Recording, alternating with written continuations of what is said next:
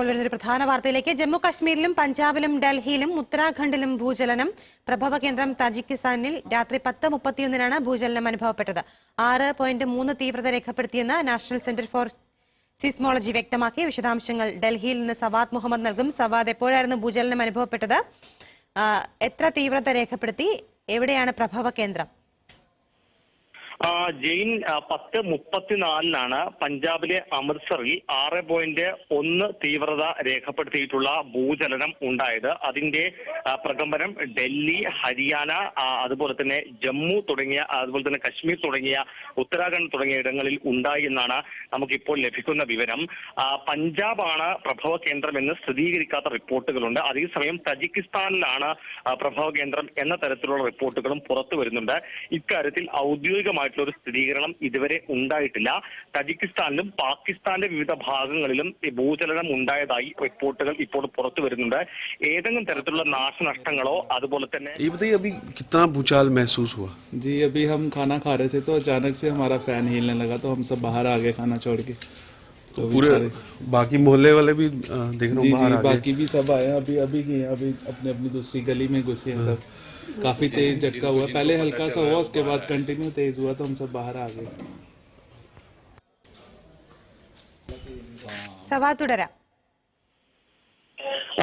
തീർച്ചയായും ജെയിൻ, വളരെ പ്രാഥമികമായിട്ടുള്ള വിവരങ്ങൾ മാത്രമാണ് നമുക്കിപ്പോൾ ലഭ്യമായിട്ടുള്ളത്.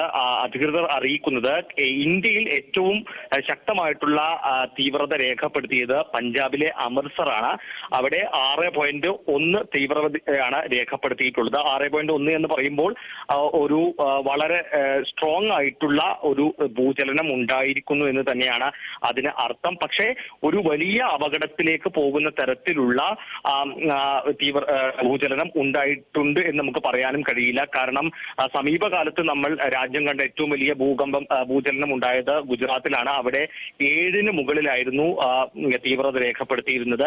അതുപോലെ തന്നെ നേപ്പാളിലും 7 മുകളിലായിരുന്നു തീവ്രത രേഖപ്പെടുത്തിയിരുന്നത്. അതാണ് ഏറ്റവും വലിയൊരു ഭൂകമ്പമായി ഈ പ്രദേശത്ത് നമുക്ക് പറയാൻ കഴിയുന്നത്. ഈ മേഖലയിൽ ഇന്ത്യക്കും അതുപോലെ തന്നെ സമീപ പ്രദേശങ്ങളിലും അയൽ രാജ്യങ്ങളിലും ഉണ്ടായിട്ടുള്ള ഭൂചലനം എന്ന് പറയുന്നത് സമീപകാലത്ത് ഉണ്ടായിട്ടുള്ളത് അതാണ്. അത് 7 മുകളിലാണ്. പക്ഷേ ഇന്ത്യയിൽ പഞ്ചാബിലെ അമൃത്സറിലാണ് 6.1 തീവ്രതയാണ് രേഖപ്പെടുത്തിയതെന്നാണ് നമുക്ക് ഏറ്റവും ഒടുവിൽ ലഭിക്കുന്നത്. പക്ഷേ പ്രഭവ കേന്ദ്രം ഏതാണെന്ന് സംബന്ധിച്ചുള്ള പരസ്പര വിരുദ്ധമായിട്ടുള്ള റിപ്പോർട്ടുകൾ പുറത്തു വരുന്നുണ്ട്. അമൃത്സർ തന്നെയാണ് പ്രഭവ കേന്ദ്രം എന്ന് പറയുന്നു. ചില റിപ്പോർട്ടുകൾ പറയുന്നത് തജിക്കിസ്ഥാനിലാണ്. അവിടെ 6.4 രേഖപ്പെടുത്തിയിരിക്കുന്നത്. പാകിസ്ഥാന്റെ വിവിധ ഭാഗങ്ങളിലും അഫ്ഗാനിസ്ഥാനിലും ഒക്കെ ഈ ഭൂചലനം ഉണ്ടായി എന്ന തരത്തിലുള്ള റിപ്പോർട്ടുകൾ വരുന്നുണ്ട്. ഇതുവരെ വലിയ നാശനഷ്ടങ്ങളോ ആൾനാശമോ ഉണ്ടായതായുള്ള റിപ്പോർട്ടുകൾ ഒന്നും തന്നെ നമുക്ക് ലഭിക്കുന്നില്ല.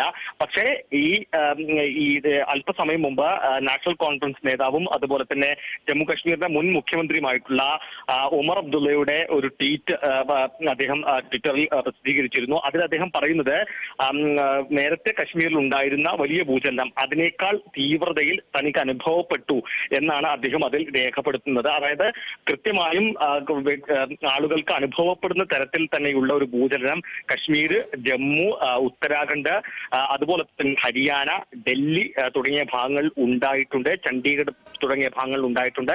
ഇതിൽ തന്നെ പഞ്ചാബിലെ അമൃത്സറിലാണ് ഏറ്റവും ശക്തമായിട്ടുള്ള തീവ്രത രേഖപ്പെടുത്തിയിരിക്കുന്നത്. അവിടെ 6.1 തീവ്രത രേഖപ്പെടുത്തിയിരിക്കുന്നത്. പക്ഷെ അവിടെയും ഏതെങ്കിലും തരത്തിലുള്ള ആൾനാശമോ നാശനഷ്ടങ്ങളോ ഉണ്ടായതായിട്ടുള്ള റിപ്പോർട്ടുകൾ ഇതുവരെ പുറത്തു വന്നിട്ടില്ല. കുറച്ച് സമയം കൂടി നമുക്ക് കാത്തിരിക്കേണ്ടി വരും. ഏതൊക്കെ തരത്തിലുള്ള ഒരു അപകടമാണ് ഈ ഭൂചലനത്തിലൂടെ ഉണ്ടായിരിക്കുന്നത് എന്നത് നമുക്ക് ഇതുവരെ വ്യക്തമായിട്ടില്ല. പക്ഷെ 6.1 എന്ന തീവ്രത അവിടെ രേഖപ്പെടുത്തിയിട്ടുണ്ട് എന്നാണ് അധികൃതർ വ്യക്തമാക്കുന്നത്. അത് വളരെ ശക്തമായിട്ടുള്ള ഒരു ഭൂചലനം തന്നെയാണ്. അതുവഴി ഏതെങ്കിലും തരത്തിലുള്ള നാശനഷ്ടങ്ങൾ ഉണ്ടാകുന്നത് നമുക്കിപ്പോൾ സ്ഥിരീകരിക്കാൻ കഴിയുന്നില്ല. പക്ഷേ തീർച്ചയായും സമീപകാലത്ത് നമ്മുടെ രാജ്യത്ത് ഉണ്ടായിട്ടുള്ള ഏറ്റവും വലിയൊരു ഭൂചലനമായിട്ട് തന്നെ ഇതിനെ കാണേണ്ടി വരും. നമുക്കറിയാം, കഴിഞ്ഞ കുറെ കാലങ്ങളായി ഡൽഹിയിലും മറ്റ് ഉത്തരേന്ത്യൻ സംസ്ഥാനങ്ങളിലുമൊക്കെ നേരിയ തോതിലുള്ള ഭൂചലനങ്ങളും പ്രകമ്പനങ്ങളും ഉണ്ടായിട്ടുണ്ട്. പക്ഷെ അത് ഇത്രയും തീവ്രതയിലേക്ക് ഇതുവരെ എത്തിയിരുന്നില്ല. ആദ്യമായിട്ടാണ് ഇത്രയും ഒരു വലിയ തീവ്രതയിലുള്ള ഭൂചലനം ഉണ്ടായിട്ടുള്ളത്.